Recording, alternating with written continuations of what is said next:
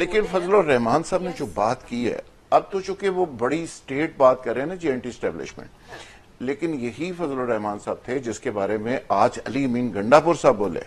انہوں نے کہا جی کہ مولانا صاحب آپ تو یہ کریڈٹ لیتے تھے کہ میں نے پی ٹی آئی کی گورنمنٹ ختم کی ہے، تو اب آپ کچھ اور بول رہے ہیں. لیکن ساتھ انہوں نے کہا جی اللہ کرے مولانا اسی طرح ہی بولتے رہیں، ان کی ڈائریکشن ٹھیک رہے. مولانا صاحب نے کہا ہے لیکن مولانا صاحب کے بہت سارے چاہنے والے علی امین گنڈاپور پہ حملے کر رہے ہیں. وہ کہتے ہیں کہ یہ کیا بات کر دیتا ہے، کبھی ادھر کی بات کر دیتا ہے، کبھی ادھر کی بات. خبر فضا یہ نہیں ہے کہ مولانا صاحب نے کیا کہا، بیک گراؤنڈ ہے. خبر یہ ہے، کیا وجہ تھی ان کو؟ خبر یہ ہے کہ جو آج اڈیالہ جیل کے اندر سے آئی ہے، وہ یہ خبر ہے کہ آج بانی پی ٹی آئی نے ایک تو بہت غصے کا اظہار کیا.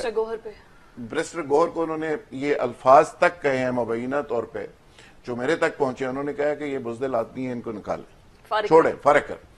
دوسرا، انہوں نے علی امین گنڈاپور کے بارے میں بڑی سخت الفاظ استعمال کیے. انہوں نے کہا علی امین گنڈاپور اگر چلا جاتا لیاقت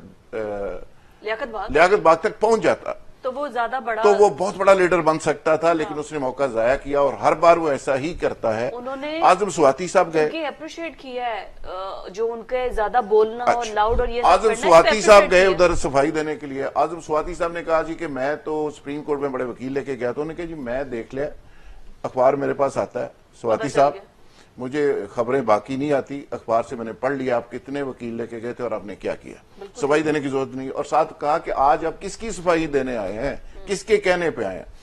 دوسرا یہ ہے کہ جو علی امین گنڈاپور صاحب نے وہاں سے واپسی کا فیصلہ کیا، انہوں نے کہا جی کارکن شیل کھاتے رہے، کارکن پینٹی کھاتے رہے، مارے کھاتے رہے، کارکن زخمی ہوتے رہے اور لیڈر غائب ہو گئے.